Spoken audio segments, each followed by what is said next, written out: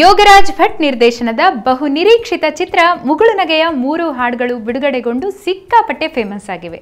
ಇದೀಗ 4ನೇ ಹಾಡನ್ನ ಬಿಡುಗಡೆ ಮಾಡಲಾಗಿದೆ. ನಿನ್ನೆ power star Puneeth Rajkumar Mugulunage title track ಅನ್ನ ಬಿಡುಗಡೆ ಮಾಡಿದ್ರು. ಒಂಥರ ವಿಶಿಷ್ಟವಾಗಿಯೇ ಈ ಸಿನಿಮಾದ ಪ್ರಮೋಷನ್ಸ್ ಆಗಿದೆ. ಒಂದೊಂದು ಕಡೆ ಮುಗುಳುನಗೆ ಚಿತ್ರದ ಹಾಡುಗಳನ್ನ ಬಿಡುಗಡೆ ಮಾಡಲಾಗ್ತಾ ಇದೆ. ಬುಧವಾರ ಬಿಡುಗಡೆಯಾಗಿರುವ ಮುಗುಳುನಗೆ ಟೈಟಲ್ ಟ್ರ್ಯಾಕ್ ಬಿಡುಗಡೆಯ ಕ್ಷಣ ಅಪೂರ್ವ ಸನ್ನಿವೇಶಕ್ಕೆ ಸಾಕ್ಷಿಯಾಯಿತು. ಮುಗುಳುನಗೆ ಸಿನಿಮಾದ ಹಾಡುಗಳು ಮೆಲೋಡಿಯಸ್ ಆಗಿ ಜನ ಮೆಚ್ಚುಗೆಗೆ ಪಾತ್ರವಾಗಿದೆ. ಬಹುತೇಕ ಟ್ರ್ಯಾಕ್ಗಳು ಮುಂಗಾರು ಮಳೆ ಸಿನಿಮಾವನ್ನು ನೆನಪಿಸುವಂತಿದೆ. ಮುಗುಳುನಗೆಯನ್ನೇ ಉದ್ದೇಶಿಸಿ ಬರೆದಂತಿರುವ ಭಟ್ಟರ ಹಾಡಿನ ಸಾಹಿತ್ಯ ನಿಜಕ್ಕೂ ಹೊಸದಾಗಿದೆ. ಸೋನು ನಿಗಮ್ ಹಾಡಿರುವ ಈ ಹಾಡು ಮತ್ತೊಂದು ಅನಿಸುತ್ತಿದೆ ಯಾಗುವ ಎಲ್ಲಾ ಲಕ್ಷಣಗಳು ಕಂಡು ಬರ್ತಾ ಇದೆ ಅಂತ ಗಾಂಧಿನಗರದ ಪಂಡಿತರು ಹೇಳ್ತಾ ಇದ್ದಾರೆ.